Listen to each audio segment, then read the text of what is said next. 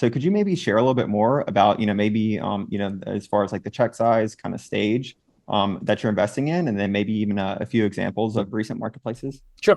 So in terms of check size, it's roughly 30K for my angel check and between 500,000 to 1.5 million for the Speedinvest check. Both are at pre-seed and seed. Speedinvest invests right from like idea stage to proper seed rounds, which are typically up to a round size of 3 million.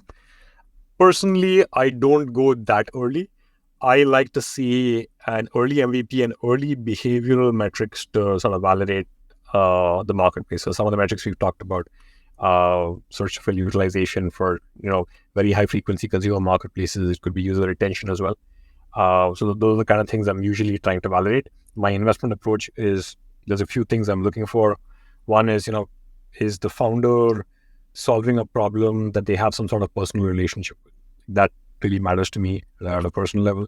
Second is obviously every network effect marketplace or not is built on an interaction. Are they creating a unique interaction, something that these users could not do before, and that solves a real pain point?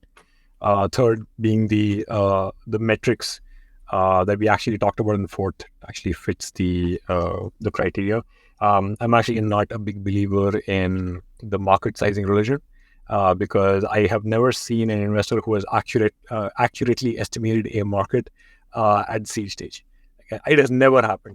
And in fact, most successful investors will tell you this. I was recently in a talk, and a partner at Excel basically said she went back and read their Facebook memo, and they're like they were off by orders of magnitude, and that's happened in every deal that I've ever seen. And so it's essentially astrology for VC. So that one I do not care about at all.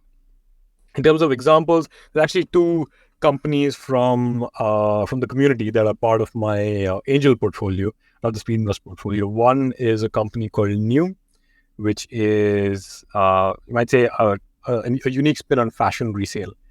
The idea there was that most people go and try and resell clothes on a Vinted or a Depop or a Poshmark. But generally speaking, the things that get sold are ones from mid-range to high-end brands, whereas an average thing you might buy from a Zara or H&M just doesn't get sold because people don't want to pay up for it. And those things end up in a thrift shop or in a landfill, and that tends to be the vast majority of clothes. The idea New is you can upload one of those things. New approves it and gives you a virtual coin, and you can use that to claim somebody else's clothes, and you pay a £1 or $1 fee every time you claim something else.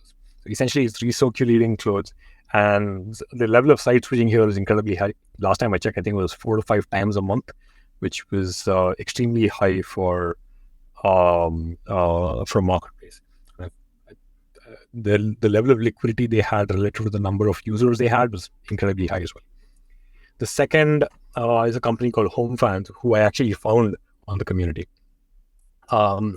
HomeFans is a marketplace for sports experience. And the best way to describe it is a guided tour of a football match to start with.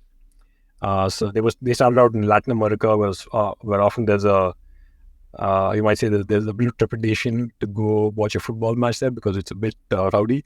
And so the local host, who is typically a season ticket holder, gives you the authentic local experience, takes you to a sports bar where local sports fans go, gives them a tour of the stadium, watches the game with them, tells them about the team, about individual players, and so it's a guided experience through that journey. So the dynamics of that marketplace are very Airbnb-like. So supply is very, very differentiated. This interaction obviously was very unique. It's not something that existed out there, and they also have the Airbnb advantage of being having a positive cash conversion cycle, because people often buy things ahead of time. And so HomeFans is already cash flow positive, and they haven't raised a seed round yet.